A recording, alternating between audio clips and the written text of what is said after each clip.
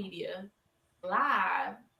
Yeah, then I'm gonna bounce back over here and start playing the music. Let's see live. Hold on. But there should have been like a preview.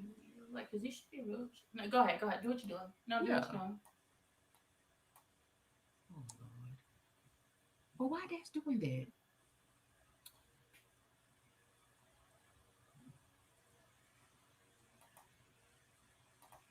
Just don't keep looking at now. I'm not trying to. Maybe do I need to get off your Wi-Fi on my Oh, I computer? wouldn't. Well, no. Oh, I wouldn't think so. Oh Lord, you can see all my little client stuff. Lord Jesus, Oh no. let's not violate HIPAA. Please don't. Ooh. Let's see if that works. Why is it frozen? Okay. All right. Now what? It's so delayed. Okay. Need it refresh? Maybe.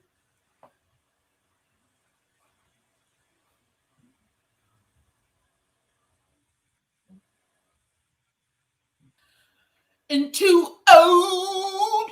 All right. Come on, cause I'm a food blood.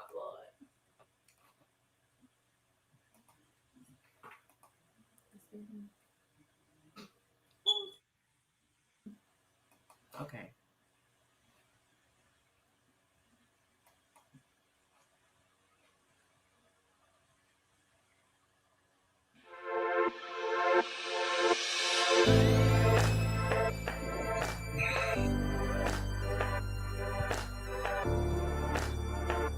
Hello, everybody, and welcome to Sips and Grips podcast cocktail. Talk about one of our favorite films from past and present. Hi, I'm Kirsten Jackson. I'm a blogger and cocktail influencer at postlight.com. I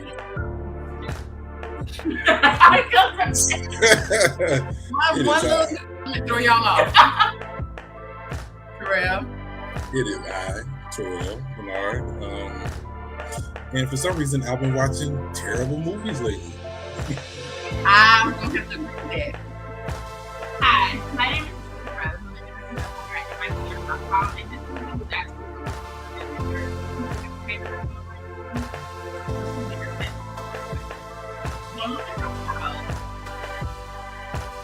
Welcome to the show. Yeah, welcome to the show. Welcome, guys. Welcome. It's a special Sunday. It is. I've got somebody live in the studio with me. It's The studio.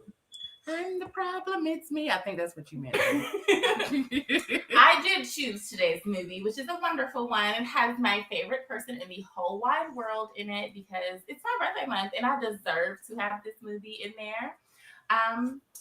So today we are watching The Nanny Diaries with Scarlett Johansson and Alicia Keys and Chris Evans, Mr. Captain Man himself. Captain Man, wow. Captain America himself. Laura Linney and Paul Giamatti from what was that movie that he played in? Big Blue. It was old one with the guy from Seventh Heaven. It was him and the guy from Seventh Heaven. Paul Giamatti has had an illustrious career. I wouldn't put it down to just he did that one movie with that guy from Seventh Heaven. Yes, leave me alone. Well, that was such $1 million word that you used. Anybody remember the Big Fat Liar where he got in the pool and it was dyed blue and he came out and he was pissed. Oh, I didn't see it. But I believe you. I'm sure it was insane. Yeah. Well, yeah. So we're watching that. We're watching this movie. It's really, really good. It is about a a anthropologist wannabe. She wants to be an anthropologist, but is that what she wanted to be? She did. She wanted to be an anthropologist, but but she also wanted to be like in this business world. And she kept going to interviews, and people kept asking her, "Well, who are you, and what are you, and who are you supposed to be?" And she could not answer that question. So she couldn't get no job. She was trying to get like a corporate job, some type of corporate job. I don't know. She walked out during an interview. That wasn't in the middle of the interview. That lady asked her one question, and she was like, and that question be hard. That question be hard as hell. But before we even get into it, that foolishness. Well, I believe we should all share our history with this illustrious film. It was illustrious. Let's talk about history. Y'all, for those of y'all who are just joining us, we are discussing the Nanny Diaries today. Kayla's pick. Wonderful. Sorry, y'all. No surprise there. Beautiful gowns. Yes, beautiful gowns. Anybody have a history with this movie outside of moi? As I was watching it, I felt like I had seen it before, or at least the beginning of it, because I feel like I remember that umbrella shit, or maybe I just saw Mary Poppins and it just reminded me. Mary Poppins, y'all. Well, me and my dad watched it together. He was like, they must be paying homage to Mary Poppins. But I have seen this movie a bajillion times, and what I meant to do if I was still at home would have shown you the DVD that I have of it at house. But it's at my house, so I forgot it.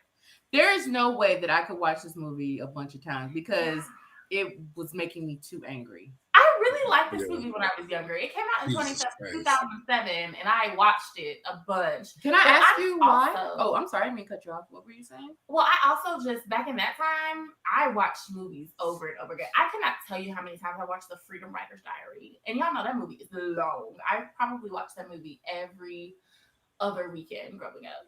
Okay. What's that was going back in the day? I'm a very comfort movie. Like, I might have to rewatch I'm like that too. You know it. Yeah.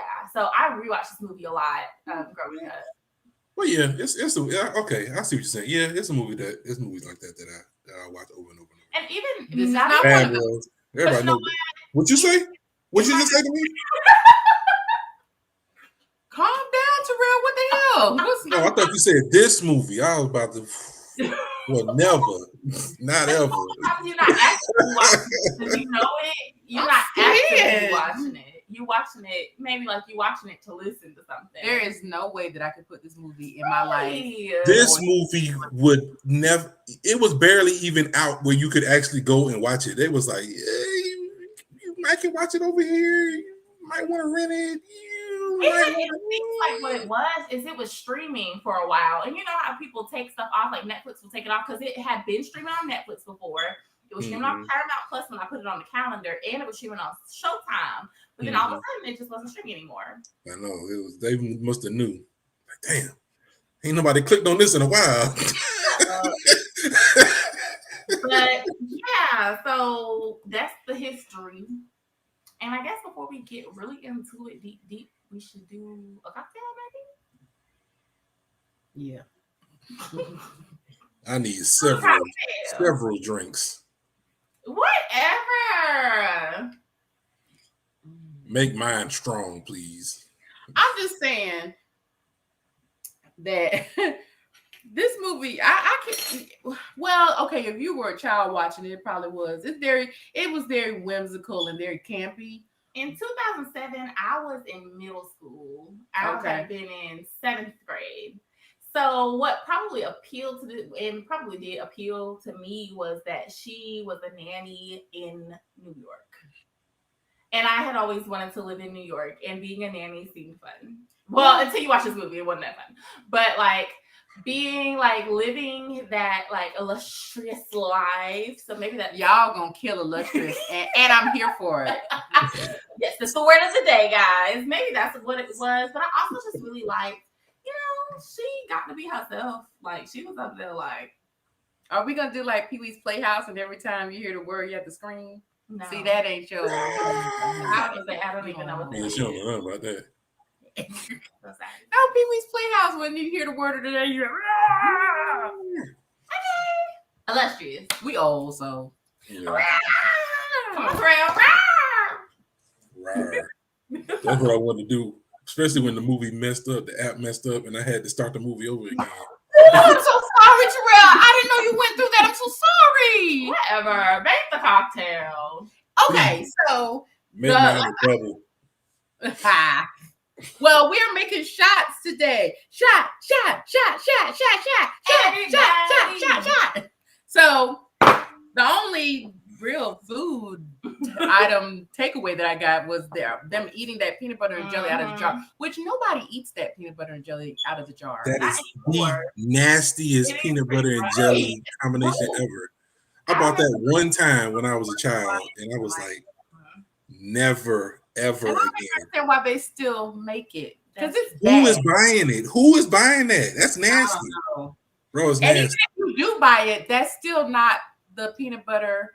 First of all, I don't know anybody who eats jelly out of the jar, but peanut butter, definitely out of the jar. Wait, hold on now. Yeah. You eat jelly out of the jar? Who is eating jelly out of the jar? Wait, like just eat it? Like Yeah. Oh, no. Oh, I'm about to say.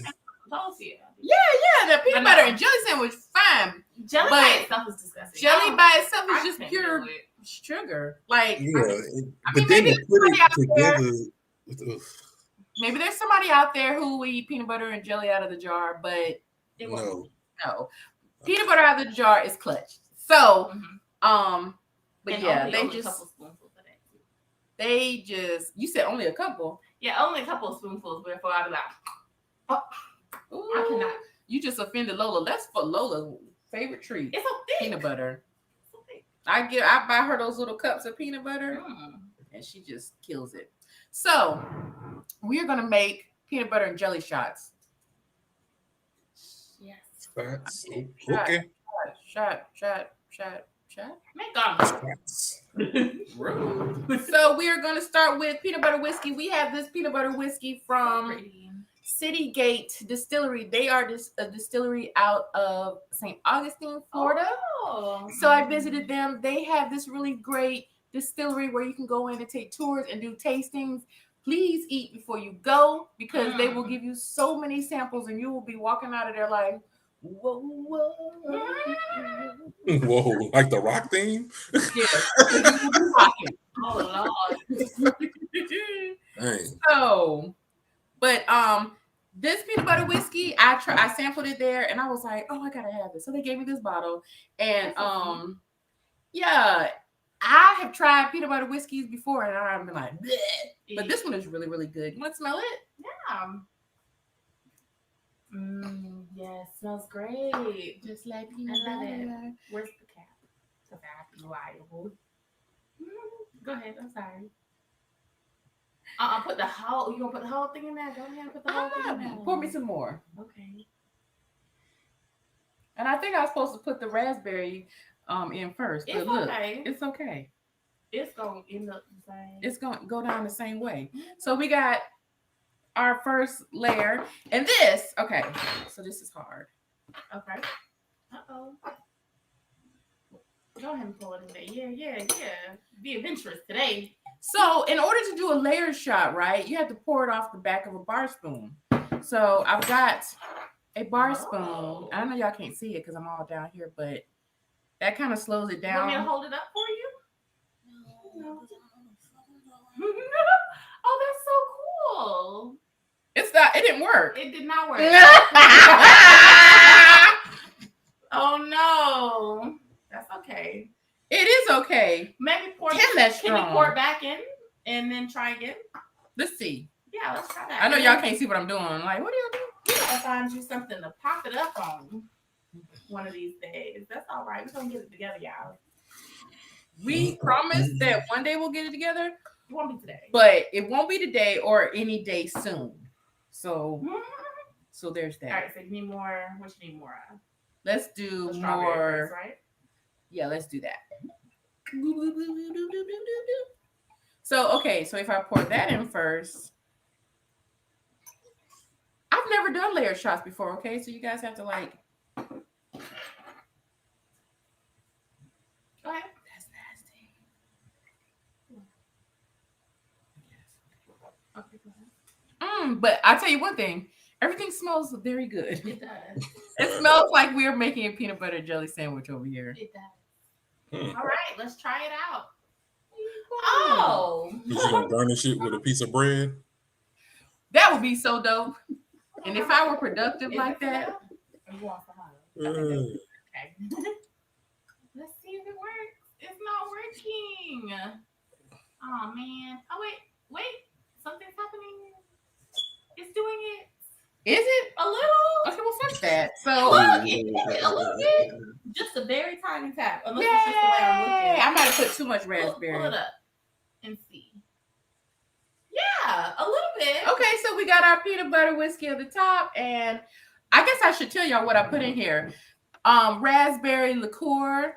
Now you could go all expensive and use a Chambord. I don't never know how to pronounce it, but we just got some cheap razzmatazz.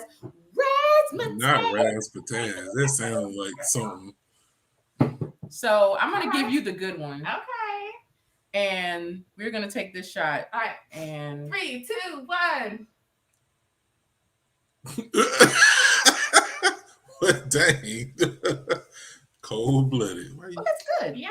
She was counting down and you didn't even take the shot. You was just Here. I wasn't ready. Okay. It's fire here. Woo! I feel it all in my chesticles. The peanut butter tastes real peanut buttery, and then the strawberry, the grape. What is that? You should really taste it. It does kind of taste like a peanut butter jelly sandwich. Did you like it? Mm-hmm. You don't have to laugh. It was. It was really good. It tastes like a peanut. It literally tastes like a peanut butter jelly. It's very sweet, but woo! So now we got our shot. We can tear into this movie. Yes. Well, let me. Y'all just gonna have to see that I don't always have it together. I got notes. Well, So good. the movie was filmed in 2007, and it is based off a novel and that was written in 2002. It had a budget of $20 million, and it made $47.8 million in the box office, so more than doubled. Now the ratings. Okay, the ratings. The ratings on Rotten Tomatoes are awful, but the ratings on IMDb are a lot better. And so I think today we should just go with IMDb. Period. no. Cool. Like I said, the movie. Let's set up the current. So we got Alicia Keys because she's the main star in my eyes. Her name was Lynette, and she was the main character's best friend, Annie Braddock, who was played by Scarlett Johansson. We have Chris Evans, who was it Harvard hottie? He was from Harvard. He lived in the building. We got Laura Linney, who was Mrs. X, and then Paul Giamatti, who is Mr. X. And, they lived up in the, what is it called? Fifth Avenue. It was Upper East Side. Really rich. I didn't really understand what the Mr. X did, but some type of business stuff. Miss X was like every other housewife. She's doing charity fundraisers, nanny thing. Like, she has a nanny. She's, going out shopping, getting massages and stuff. She's hired a nanny to basically take care of her child. But the way that she got into this role was super funny. She just happened to be out walking in the park trying to figure out what the hell her life was doing. And this little boy was about to get ran over by one of those, like a scooter, someone on a scooter or something like that. Segway. A Segway. There you go. She saves him, and when the mother comes running out because she had lost him, basically, she introduces herself and she says her name is Annie, and she's like, "Oh, you're a nanny! Oh my God, great! I'm looking for a nanny. Here's my card." Blah blah blah. Because she was not trying to hear anything this lady was trying to say, and so she goes on all these little nanny, and all the nannies in the park are like, all the rich white women basically are coming up to her and being like, "Oh, I need a nanny. Oh, I need a new nanny." And we find out, and it was interesting that they even said it in the movie, but we heard that all the nannies needed to know was that she was white and that she was going to be forever single. Now, what was very interesting, and they didn't need to do any background checks, nothing. They were like, "Oh, you're a white woman. Oh, you're single. You single. Perfect. We don't need to do a background check." She was in high demand. They was taking her out to eat, all types of stuff. It was really interesting. What was funny about it though was all the rest of the nannies. I don't think it was another white nanny out of everybody that we seen in the film. It was really just her. Everybody else was of other descent for the most part. If they were German, there was like a German woman. I mean, I guess she is white technically, but she was like a foreign. But I mean, they were a foreign woman. They were all immigrants, like except for her. Yeah. Yeah. And so, to me, a big parallel. Miss X was like a typical woman that you would think who hires a nanny. Like I said, she out there and paying not 0.0% to her child this entire movie. But she's also rude as fuck. Like, she demanding. I felt like it gave servitude. No. When she was in that bathroom. Which is why I can't understand why you like this movie. Because anytime we watch any movies where there's somebody that plays a maid or anybody that plays like... Man, this movie was God. Yeah, but there were scenes where the immigrant nannies were like... They were telling about their stories about how... And that one scene where they were doing the nanny... Like, the nanny... What was it? The nanny class about how the nanny should be right. And she was like, can you ask my nanny why she does X, Y, and Z? I was like, all right, now you pushing it a little too far. But at the end of the day, to me, I thought that a very interesting, The Devil Wears Prada came out in 2006. And this movie came out in 2007. And to me, Miss X was giving Miranda Presley. She was definitely giving The Devil Wears Prada. I ain't never seen The Devil Wears Prada in many years, so I don't really remember. But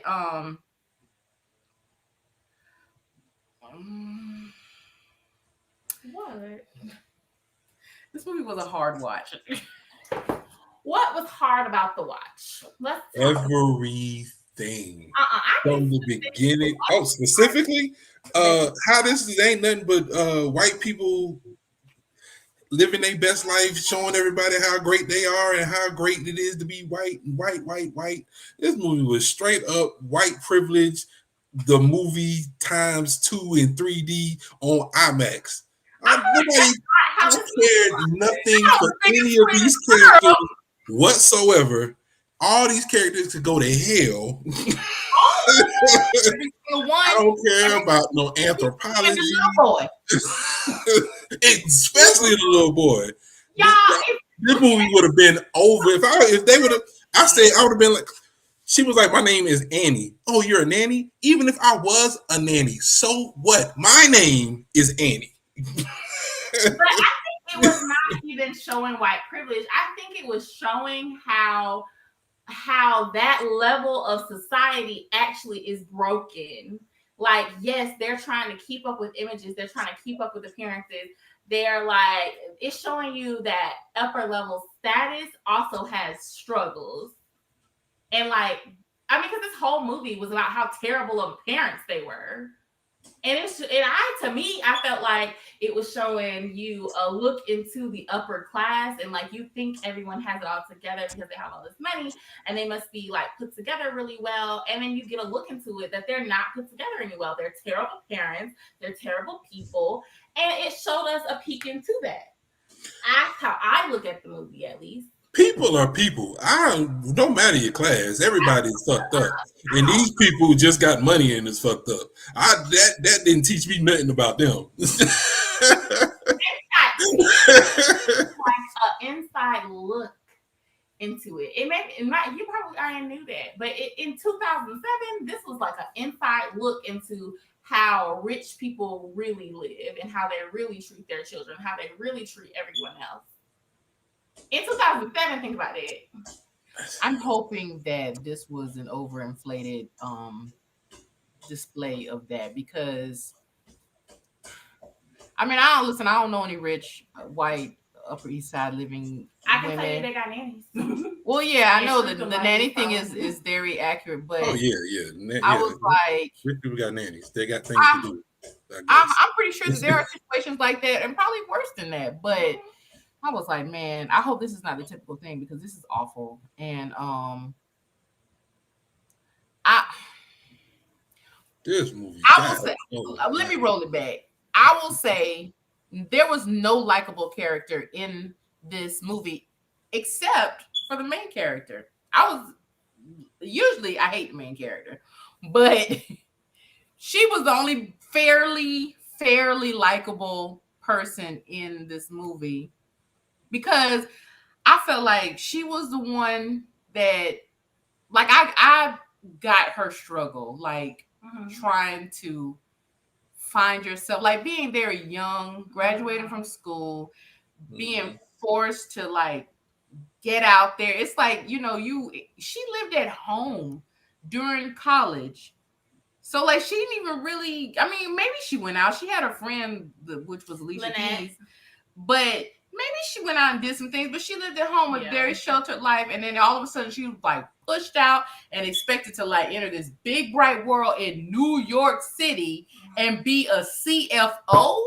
Like that, I was like, I really wanted her mama to fall back. And I understand, like, I appreciate a mom like believing in you and believing that as soon as you step out the door, you can walk into a Fortune 500 company and be the CFO.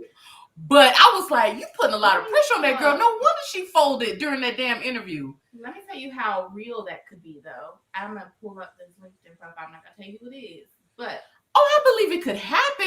But as soon as that girl heard that there were 8,000 applicants for 10 positions, hell, I might would have folded too. Like, that was a lot to put on the shoulders of like, what, 22? She just had her bachelor's.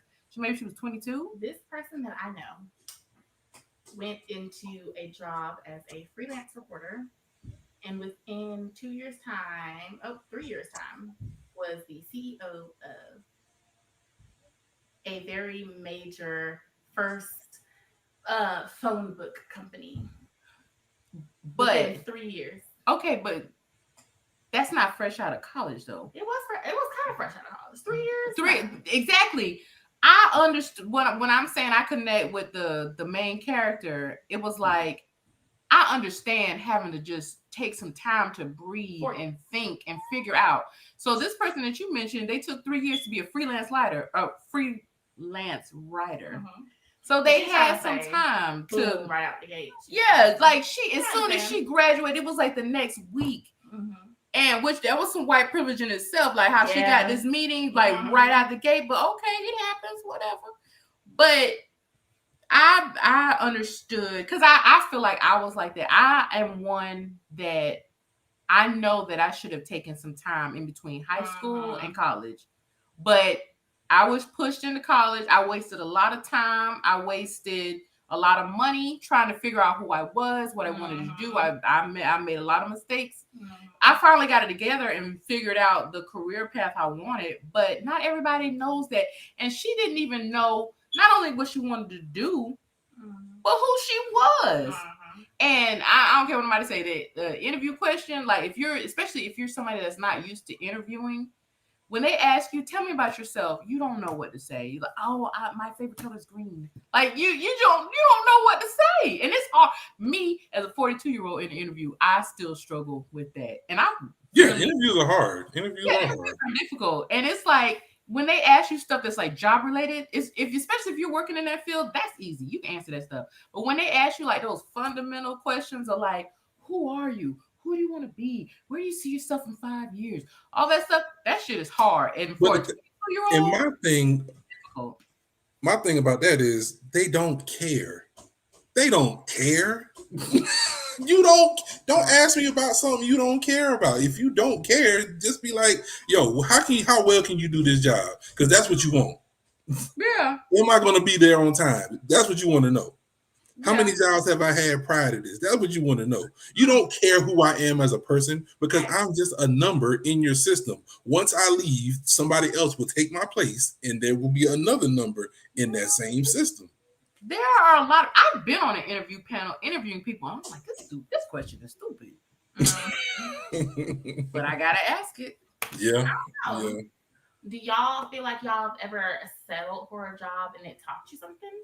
No, got you prepared and let you know who you are? Because I think at the end of this, she figured out, what she wanted out of a little bit of what she wanted out of life, or what she did. I feel like her values developed, all types of stuff. I know that I have. Like, I took jobs like right out of college, and worked while I was in college because I'm the type of person, and I learned this later in life, and I should have known it earlier, but I'm the type of person that I can't just go to school. I got to work and go to school. I don't have some people have the motivation and the willpower to just do school and do that. I can't do it. I worked when I was in high school, so I definitely got a job while I was in college too. I worked at Landrum for 2 days. You worked at Landrum? For 2 days, the new one, because y'all had the old Landrum. We had a big dining hall Landrum. I worked there for. I don't even think I did it. I said y'all had the old one because they renovated it by the time I listen. I know Landrum got all new and had little retina scanners and stuff. Okay. Yeah, I have no retina scanners. Yeah, sorry, Georgia Southern people. Yes, that like for Landrum, they do the retina scanners for your meal plans now. No, I didn't have it, so which is creepy as hell. That is creepy. What? It's super creepy. But then people take so much fucking pride about being a Georgia Southern University graduate. I did not realize. I mean, yes, I did. Them folks be really, really. If you went to Georgia Southern University, you went to a status school. It might not have been an Ivy League, but it was status for some reason. And for probably might not be for us, but it is for the mother folks. Anyhow, I forgot. I worked at Landrum for 2 days. I worked at the bookstore, and then I worked for SGA the entire time because I'm like you, like. I had to be doing something with my time, or I'm not gonna graduate. I'm the type that has to have structure. Yeah, and don't give me too much free time. Yeah, because I won't do anything. It matter not even the stuff I'm supposed to do. I would just do nothing. I have to have structure. Like I go to work at this time and I do schoolwork at this time, and I don't know why I'm like that, but I am. So, but I took jobs, and luckily the jobs that I took, they led me into my career path. Because I mean, I mention all the time, I work in social services. I worked in group homes. I did case management, and so that kind of pushed me to where I wanted to be. But I will say I worked some jobs that my mom probably was not proud of. Because her mama was not happy when she found out. But I don't necessarily know if her mama wasn't happy about what she was doing or that she hid it from her. Both. I definitely think. And because I know I've got one of the mamas that be like, we put you through school and you're doing this kind of work. Is there even? Because I remember when I took a certain job, I'm not going to say which one it is, but she was like, is there any mobility? Can you even move up? And I was like, I don't know, but I get paid. So my parents never really that question, and I bounced around a lot. I'm 28, and I probably done held down like 15 jobs in different areas at that too, because I am still also finding what works for me. Do I love public relations? Absolutely. I have been working for such a long time though. Public relations is a hard and tedious job that I'm like, what can I do with the skills that I have gained to do something easier?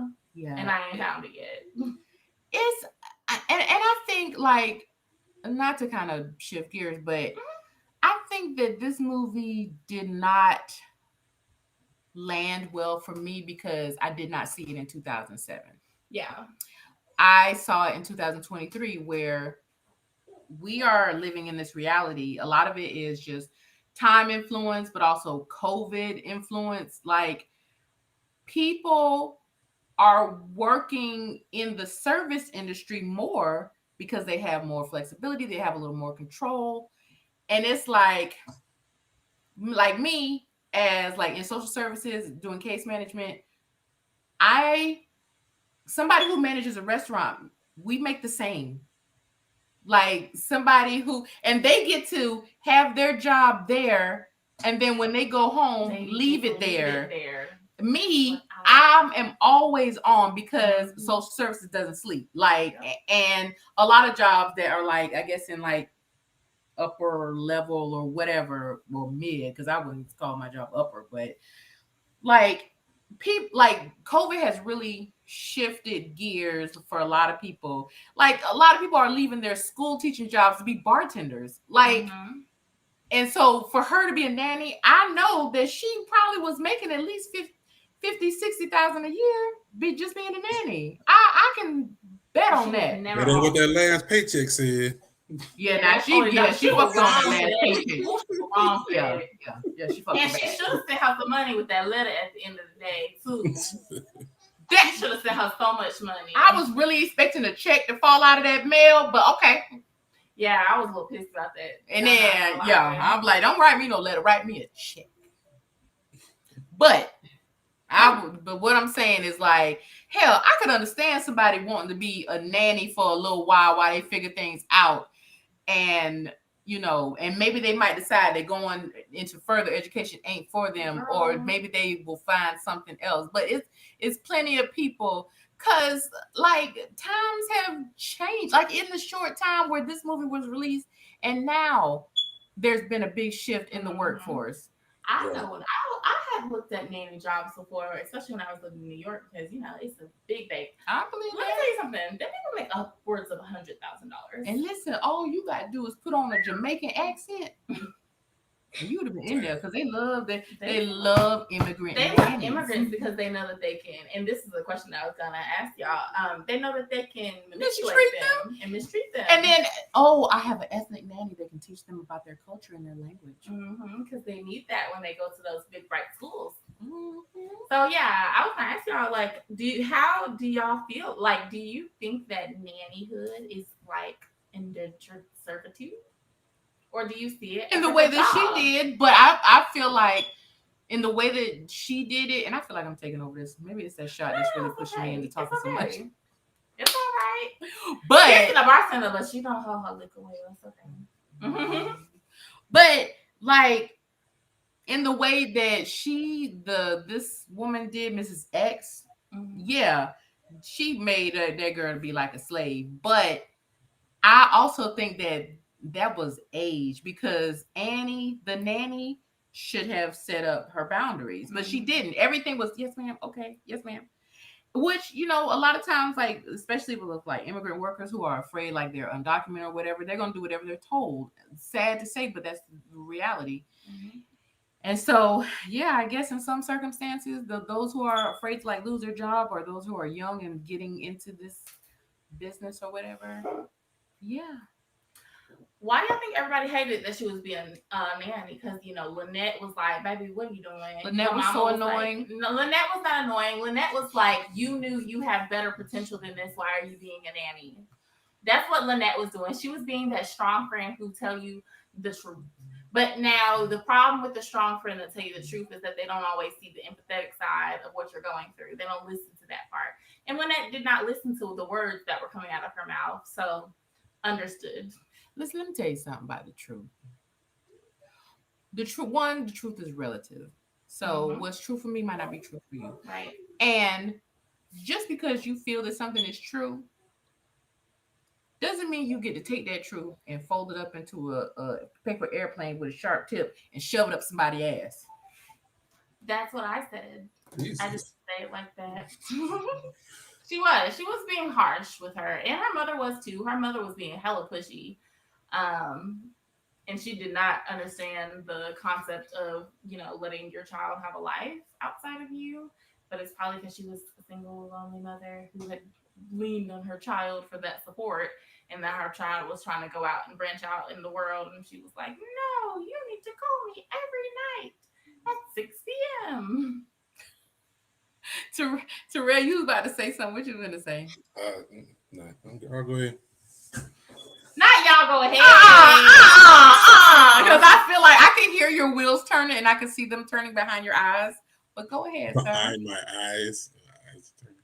No, I mean, I could not connect with anything that was going on in this thing whatsoever. Those people were being mistreated. As soon as that kid kicked me, I would put him on his doorstep at his mama house, put a note stapled to his daddy business card, and been like, holla. I'm not playing. I don't play with other people's kids.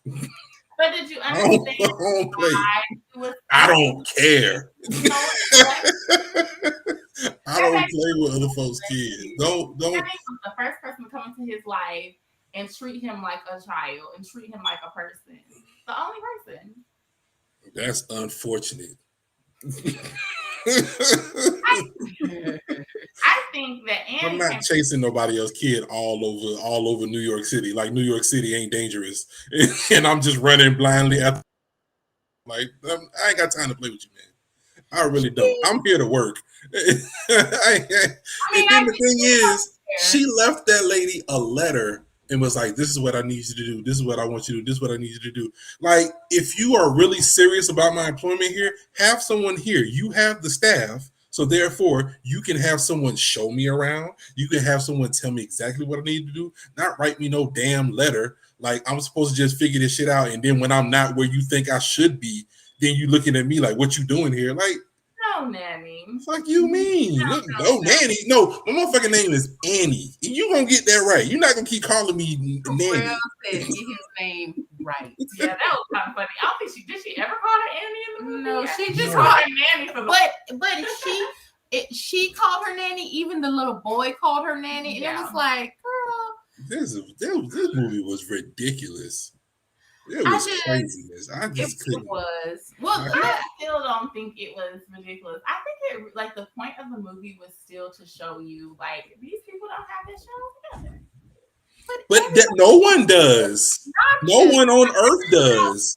Rich people are. Are they? Yes. How do you know? Because I've been around rich people before. Baby, Kayla. Rich people are, but go to New York and go to the Upper East Side and look at who you see. I'm talking out about in the parks. My bad, that was me. Oh, I'm talking about like day to day, like in their lives and stuff. And not to say that you don't know no rich people. I'm not saying that. What I'm saying is like, I think that this movie was a very campy, obnoxious portrayal of these lives. And not to say that this stuff doesn't happen. I don't know. I don't live with these people. I don't know. But like nobody in this film was likable. The mom wasn't likable. At the end of the film, Lynette wasn't likable. She needed somebody to tell her about herself. Who did? Which Annie did. Miss X, Alexandra, by the end of the movie, she was Alexandra, not Miss X. She needed somebody to tell her that the shit she was doing still was terrible. Wrong. At the end of the movie, when she wrote that letter, I don't think she had left her husband. She had been spending more time with her son. And she ain't got no choice. The end of she could have hired another nanny. She could have hired another nanny. Not if you left your husband. She did hire another nanny. I'm sure. I'm pretty sure she would get alimony and stuff because he was cheating like crazy. But at the end of the movie, that last line of her letter was when she said, "And Graham asked about you less day after day," was like trying to show that she had changed so drastically that he didn't need to ask about. He didn't need to ask about her anymore because he had his mother and she was fulfilling the role that she meant to do. To me, that still continued to show how out of touch she was with reality. Like this a young girl. He asked about you less and less. But to me, that was nice. And I get what she was saying. Like, we're gonna be okay. However, but am I gonna be okay? You paid me fucking $40. Yeah. So Barry, and then dumped this dog in the car. Was like, yeah, crazy. If you want to see somebody upset, that's what you need to do is put a dog in where I don't want a dog to be. He gave her the dog as like a bribe to be like, don't sell. A bribe? Nigga, I ain't asked for this dog. It was insane, but I think that's why he gave it to her because he tried to come on to her and he told his wife she had to go and he was like, "He go this dog, shut up." I really think that's how that went. Why would a dog you never asked for? How would that ever shut you up from doing anything? That would make me louder. That was his idea. That was his idea of what. Jesus. Ooh, boy, you shooting this movie so much bail, Lord Jesus. Really are. But oh my God! It was awful, and I don't. Different perceptions of this movie. I think y'all are seeing seeing this movie is like, oh my God, this is awful. And I'm seeing it as like, they gave us a peek into how rich people live, and they are I'm just not gonna agree with that because somebody's getting really feisty. I'm not getting feisty. I just All right, y'all. I had too many shots. Y'all better settle down. I just think that we have a different perception of the movie, and it's probably because I watched this movie a lot growing up back in 2007. Yeah, you love it. You love it, and it's fine. And I just feel like, yeah, okay, this movie, I just don't think that this peek into the reality of Upper East Side housewives, I don't feel like it's realistic. I don't know about enough about them to say that it's realistic or not. But everybody in this movie was just obnoxious. So okay, but let's move forward and talk about the romantic interest. Mr. Harvard. Man, I was so ready for them two to leave. I was like, please go become. I'm glad this movie did not ruin their careers, because this movie was hot garbage. I'm glad they went on to do so many other and so many better films. Thank God they jumped on the MCU, and she was able to be Scarlett. She was able to be Black Widow, and he was able to be Captain America. Because goodness, this could have been the end of them. Jesus, just like Alicia Keys. Wasn't this her last movie? Sheesh.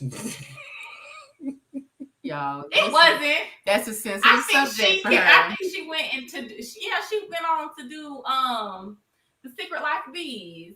Jesus. You gotta get on my nerves, because it wasn't. Alicia Keys can act. Y'all didn't hear her in Lil Durk's new album and that music video. She was out there being. I don't know who Lil Durk is. Okay, one more time.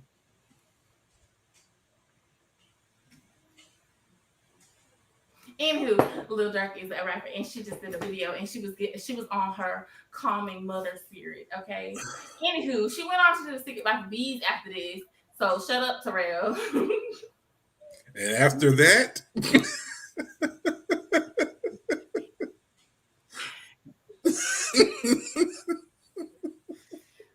And after that, she was like filmography, Secret Life of Bees, and Lil Durk. She put out music. Leave her alone. I ain't even got no quarrels with Alicia Keys. Alicia Keys shouldn't even have been in this movie. Alicia Keys should have had better things to do with her time, because this wasn't it. Or her music has been. Maybe if y'all, we ain't gonna do no Alicia Keys slander, because. But the romantic interest. Yes, Mr. Harvard Hottie. He was obnoxious. He was getting on my nerves. I'm not gonna lie, because what would you call his friends were the worst. I was like, who? His friends were the worst. You know how if you know how your you know how your friends are, and you would know not to bring them around, not to bring her around them, because you know how some friends is like, they'll say anything, do anything, it's whatever to them. And they had a few drinks there at the bar. They trying to have a good time. And they were just being just disrespectful. I was like, bro, what is wrong with y'all? Y'all is really, really out of pocket. And then he wasn't even saying nothing. And then you gonna get this dude a date? Bro, he ain't even stand up for you when he could have went to his friends. So what he gonna do when he take you out somewhere on a date and something pop off? The only thing he said his friends would take, guys, stop that. Hey, stop it, no. What I didn't about him was he knew, and I feel like he knew that nannies like had to be single and things like that, but he kept calling the job. How do nannies need to be single? I still don't understand. They want their lives to be dedicated to their children. Yeah, being a nanny is a commitment, and they do prefer them to be single. But like what got on my nerves with him was that he didn't recognize his own privilege, and he did what a lot of Caucasian persuasion do is like, I'm not privileged. I had a hard life. My mom died when I was 6. And it was like, yeah, first of all, being privileged doesn't mean that you haven't had hard stuff happen in your life. It just means that your skin color don't stop you from being judged and all that stuff.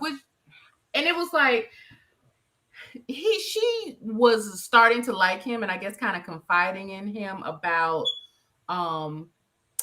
the troubles that she was having in her job. And his only advice was, well, why don't you quit? Like, there were like several scenes kind of terrible where he was like, well, why don't you just quit? Just quit. And it was like, I don't have the privilege of just quitting a job just because I don't like it or because I'm being mistreated. Yeah, ideally, I would like to quit, but that, first of all, I've had plenty of conversations like where I've been in jobs and like I was, complain. Sometimes you just want to vent. Sometimes you just want to complain. Somebody like, why don't you just quit? Because how I'm gonna feed myself? How I'm and gonna he do had that? to have money because he was living in the same building as them. So I'm like, if I'm telling you I gotta be a nanny because I ain't got no other job, then you telling me that. But the thing is.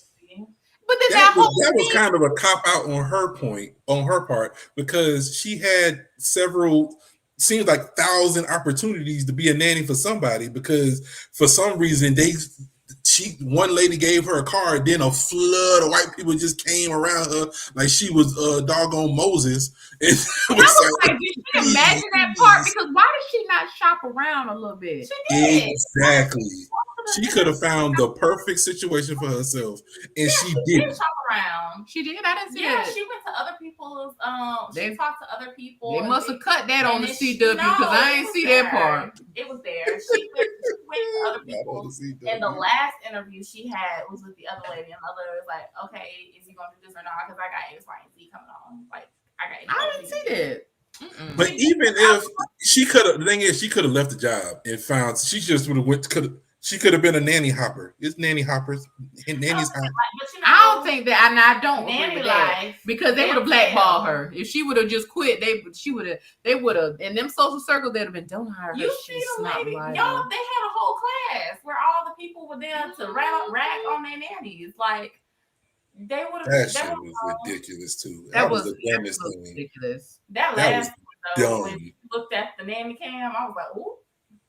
Yeah, but y'all don't think that stuff happened for? I feel like I've heard enough people at least make movies, or you hear enough stories come out of people about how rich folks act. Oh, I get it. I'm pretty sure rich people act like rich people, but I was more have that type of class for them for real. Like that is probably a thing that really. Oh, I'm sure. Yeah. But I also was realized more interested, and they had to make it like really obnoxious. Yeah. I just was waiting for Chris Evans to go get his shield. Okay. Yes. And Black Widow to go kick some ass. That's what I was waiting on the whole movie. When the movie cut off and it was toward the end, and I was like, dang, I wonder what's gonna happen. I was like, are they gonna get together and then go join SHIELD? Because that's all I wanted to see. I just wanted to see them join SHIELD. Because anything else they were doing in this movie, I was mad impressed. Wrong film, bro. And matter of fact, I believe they're more believable in those films than they are in this film. Yeah. Wow. I just didn't like how it was this whole scene. She's like obviously this working class nanny, and then he turned the whole scene around to make her feel sorry for him. I was like, bruh, no, that's very sad that your mom died, obviously. Yeah. But I was raised by 9 nannies, and then they shipped me off to boarding school, and I get it, but I was like, bruh, he wanted her not to be a nanny. That's all that was. He was like, you can do that for yourself. There wasn't nothing he could do about that. I know how I treated them, so I know how you're being treated. And you just or how about we could just treat all people like human beings, absolutely, and whatever their profession is, and I know that's a perfect world that we just don't live in, but people gonna mistreat people. But you're right. I don't know. It was just. And I was reading a Rotten Tomatoes thing off of Wikipedia when and I was like, it was the movie. It wanted to do something, but it was so terrible in its execution that it made the movie seem so dumb. They wanted to tell you this thing about whatever these rich people doing that.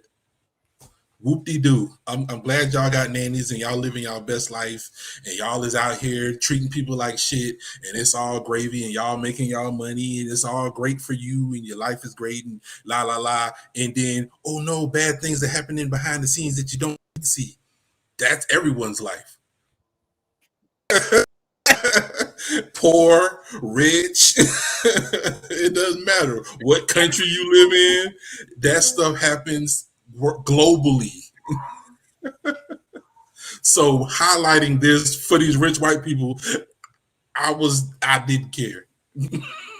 And that marriage was so obnoxious. Like, I just thought it was just a really obnoxious portrayal of this. Like that whole marriage, like, and I don't understand like being in love with people that other people be like, what do she see in him? But it's like he was ridiculous. Like, Yeah. dude. And I like Paul Giamatti. I really do. I think he's a fine actor. And he acted in the movie. I was like, what? He did Big Fat Liar too. When they show, yeah, sorry, I missed that one.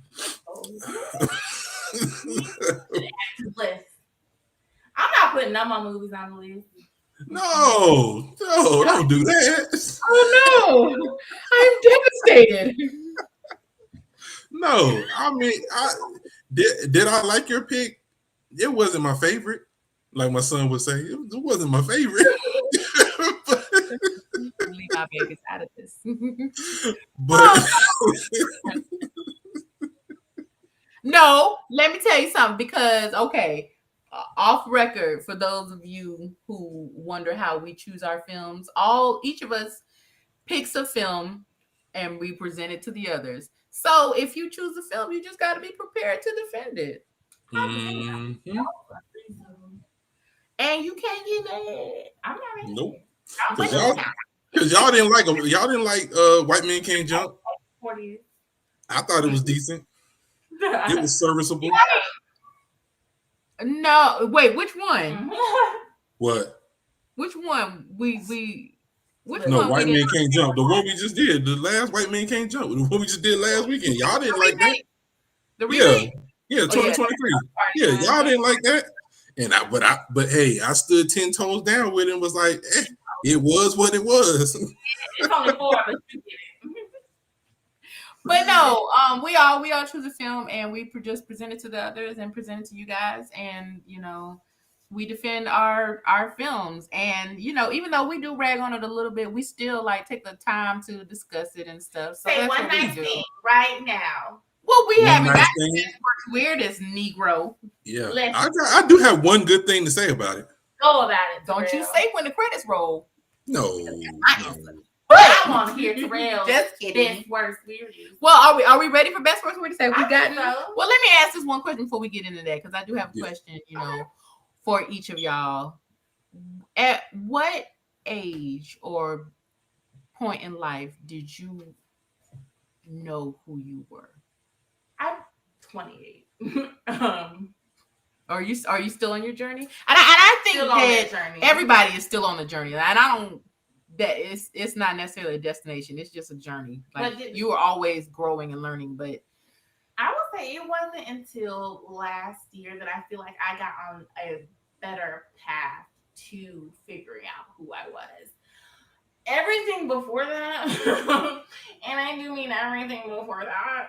If you knew me before 27, baby, you just go ahead and scrub her, because she was a mess. She was a mess. But around moving to Atlanta and like getting super, I have not switched therapists. I have not switched psychiatrists, and that's the things I used to do all the time.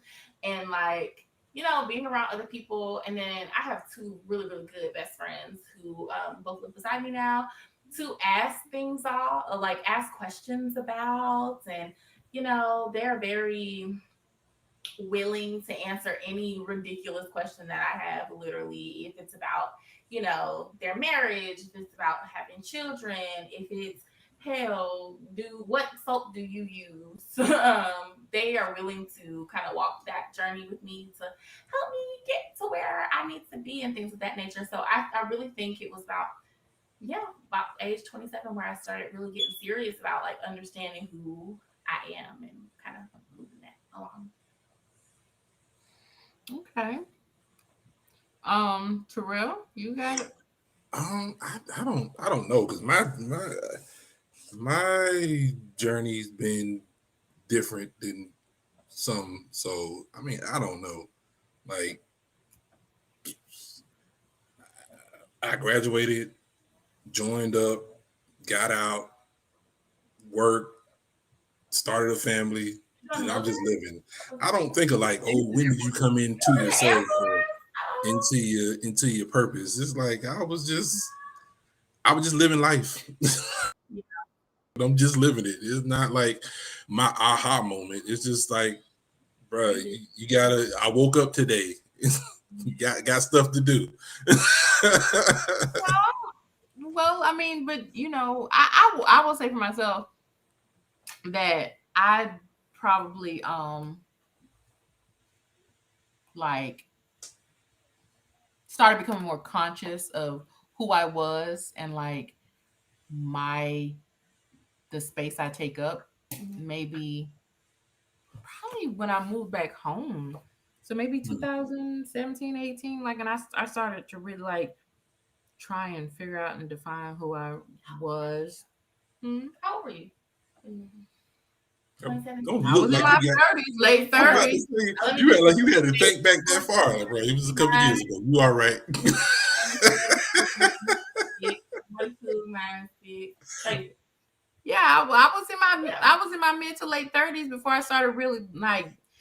I think it's different for everyone. Being and I think it is also different levels of it. Like, of course, I had aha moments before, but like I guess my most recent one would be that, like when I had to kind of shift gears and figure out who I was without a job, and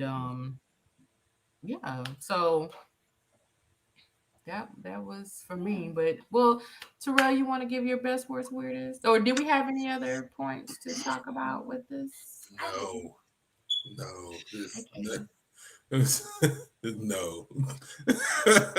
Best part of this film was I did enjoy that anthropology type natural museum shots that they were doing. What they were doing them for was stupid.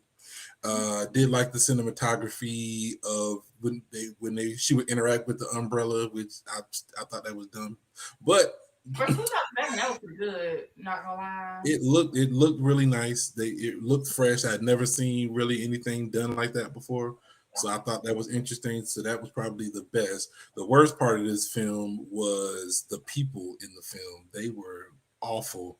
There was nobody with any redeemable qualities whatsoever. It was just people you ran into and they're rude as hell, and then you go on living your life, and the kids is rude, and the parents are terrible, and the nannies is nannying, and that's the worst part of the film. And the weird, whatever was, bruh, so there are no rich black people. All of them is either immigrants, nannies, or indentured servants to these white folks out here in what you call it? 2007. So what no affluent black people in all of New York City, huh? Damn. I counted 8 black people in this whole film. I said, God dang. And only I think 2 of them had speaking parts. I said, get this out of here. Y'all know they wasn't including black folks in no movies back in 2007. That's just a new thing. Dang, that's crazy. Out of all of the years of cinema, to be like 2007, they wouldn't include black people. They wasn't. Look at all that was included back then. If it wasn't a black film, it wasn't a lot of Negroes in the movies. Damn sure wasn't a lot of Negroes in this film. Lord Jesus. Well, I would say the best part of this movie was I thought that it was probably the main character, her portrayal was the most realistic. Like I said, I understand that whole like entering into this really big world and trying to find your place in it and just not knowing. The worst, so I guess that was the best, but the worst was I actually did not like that whole anthropology thing. But I get it. It was because she wanted to be an anthropologist or whatever. But it took that intro forever to get started. Like that intro was so long. And I guess in the end, it like tied it all together. Like she took that whole experience that was a case study in the the culture of Upper East Side. But I actually wish that. So I guess the worst for me would be like this movie. To me, it would have been better received if it would have been like, oh, an anthropological study on the actual nannies instead of poor rich white lady, which everybody is deserving of having empathy for their problems, but we could have had some more scenes where we learn more about the nannies and more about their struggles instead of all this obnoxious stuff about, this sham of a marriage and stuff. So, but it is 2007. So, the weirdest, the weirdest to me was just like, which was Terrell's worst. It's like there was just no redeemable character. At the end of the movie, I did not have any more love for Alicia's character. I didn't have any love for the wife, the child, the husband. Nobody. Even the mom. Her mom was like, for her at the end to be like, "You call me when this phase of your life is over." I was like, "Damn, you my mama, and you want me to call you when this part of my life is over?" Mm-hmm. So I go from calling you every day at 6:00 to calling you when this part of life is over. Damn. And it was just there was no likable character in this movie. Even the little baby, even the little boy. So yeah. That's it. That was the weirdest for me. Yay. Kayla May. My best was that Alicia Keys was in it. Thanks. Okay, but let me say this. Alicia Keys actually did a good job. I did not like her character, but she did give a convincing, beautiful narrative performance. Yes, she did. And I'll give her that. I ain't no hater. She did a good job. Yes, and you guys said there were no likable characters at the end of the movie. She did let her best friend come live with her and her boyfriend, so that she could figure out the rest of her life. And I feel like that was likable of her. Oh, that was Alicia Keys' boyfriend for real? I don't know if that was her boyfriend. No, that was her gay roommate. Gay roommate. Sorry. Ooh, sorry. How you watch this movie all that and you didn't know that was her gay roommate? I don't remember. I just know at the end of the film she let her come live with her, and that was likable. So redeemable, likable character behavior. Anywho, that was my best. My worst about the film, I think, would be that I also did not like that anthropology thing, but it did have a lot of setup. It had a lot of stuff. Like there were things that could have been cut to make this like a little bit less long. That makes sense. Like they were doing a lot of stuff at the beginning of the film. Yeah. I mean, they set it up nicely, but it was a lot. Weirdest for me would have been how she got fired. Like that was so mishandled. And I understand why she did it. So if y'all remember the scene about the lingerie, she needed her to say it was hers because she didn't want to accept the fact that her husband was cheating on her. And so even at the boathouse, when she caught them not caught them because it was fucking crazy. But when she saw that, she did not even once be like, I think she knew what happened, but instead of like, okay, I'm gonna dismiss you for the day, or and I'm about to chew my husband out, she just was like, fuck you, fuck your life. You're not gonna say bye to my son, who you have just spent all this time with, and just traumatized him, because that whole scene was sad. Him running after that car was super sad. So I think that was probably the weirdest, that she didn't even like think about her son in that moment, which probably isn't that weird because she didn't think about her son any other time. Oh, and then when the boy was sick. Big mad red flag was the whole fake pregnancy. That's kind of weird. I mean, it happens, and she was trying to keep him, and I'm like, you can't keep no man with no baby. Especially not no fake one. That joker said impossible. He said, hey, it's impossible. I've been in Chicago going to town. Ain't no way that's my baby. That was crazy. He was awful when his mama was like, she said, when you were like, who asked you, bitch? I was like, yeah, I was like, dang. All right then. Why did you call her this nigga mama again? Because obviously she wasn't the catalyst to get anything moving in your direction. She was trying to make him be like, oh, okay, I know who a bigger woman than me who gonna get you straight. It's your mama. It was kind of wild. But that's my best person weirdest. And if you about to ask who I'm gonna have a drink with, it's gonna be Lynette. okay, and if Lynette Maybe have a longer drink than she had on screen, huh? On screen time. Hopefully the drink lasts a little bit longer. If Lynette was not played by Alicia Keys, would you still want to have a cocktail with her? If Lynette was not played by Alicia Keys, I would want to have a cocktail with Miss X, actually, because I need to know some tips and some rules. How you get that man, and like why you stay with him, and like give me some pointers so I can get one too. We just not gonna have the same dynamic. We're not gonna have the same dynamic, but I also want to be a rich housewife with children who get to go take massages. So if you're out there and you're looking for a wife, I'm me. But you're not gonna talk me crazy because he's talking her crazy, and I'm gonna tell you now. Don't do it, player. Okay. But I am looking to be a rich housewife. Thank you. Trill. Okay. It's happy hour. Who you having a cocktail with?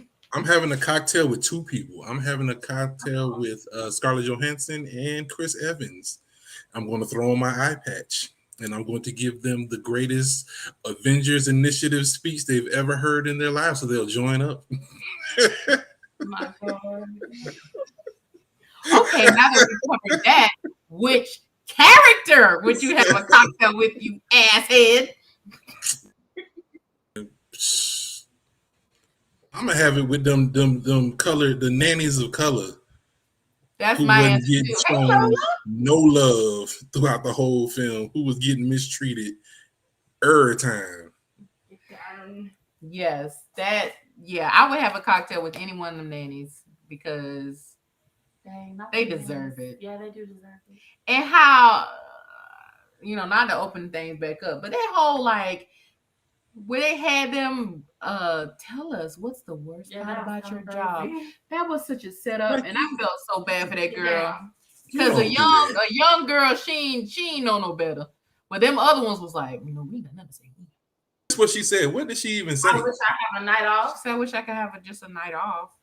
Mm-hmm. And that lady was like, oh, okay, you want a night off? Goodbye. All she had to do was ask. Yeah. And she was like, she had already, that would piss me off. That was, I'm like, bro, forget these people. Because she had the night off. She did something for you, and then you acting like you did her a favor. Yep.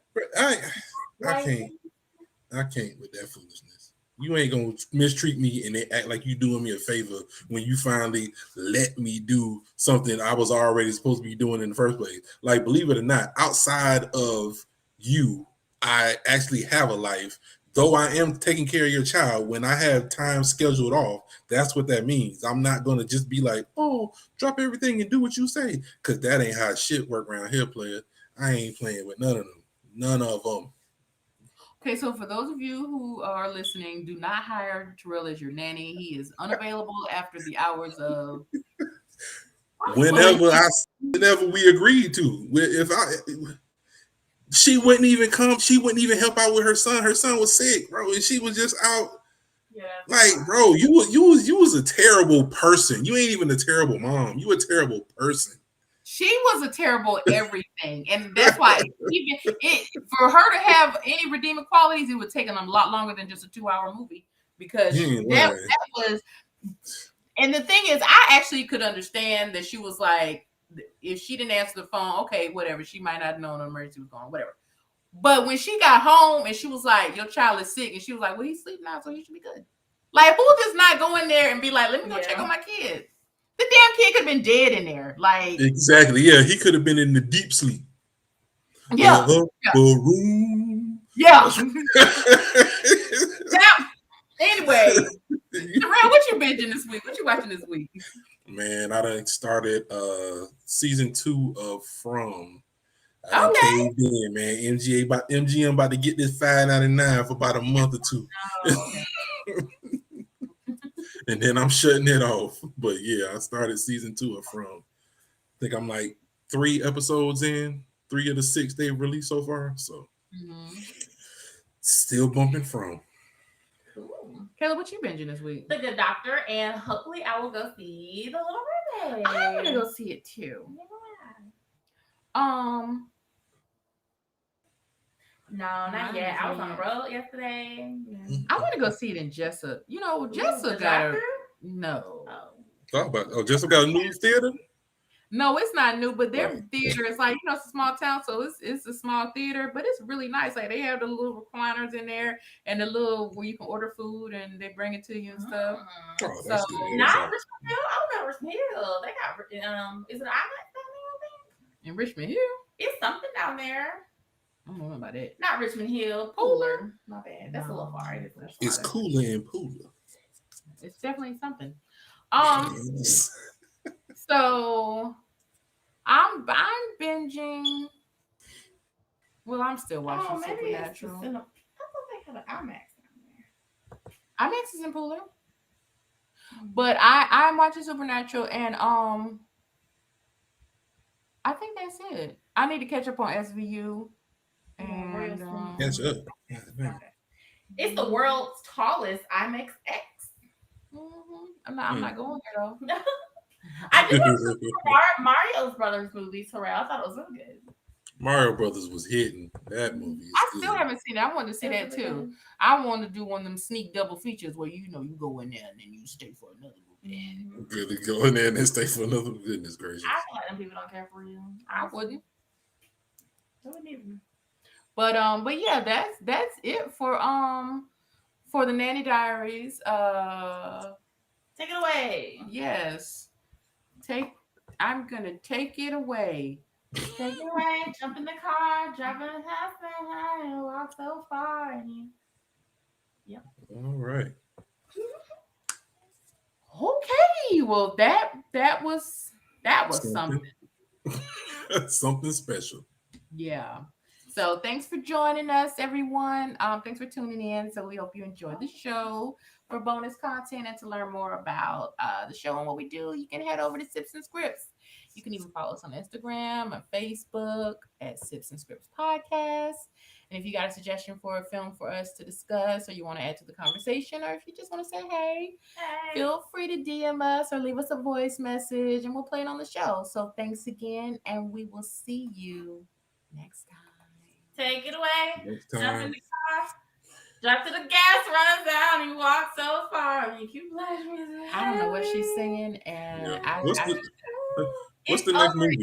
Lisa Vanderpool. Next movie is. Oh yeah, join us next week for next Sunday is going something good, hopefully. Oh, who's out? Babs. Babs. Next week we're doing Babs. Okay, that'll work. So I love Babs, and I think that's my pick, right? Yeah. Yes, yeah. Of course So it is. Come on, we'll see you next week for Babs. Babs. Bye. Bye.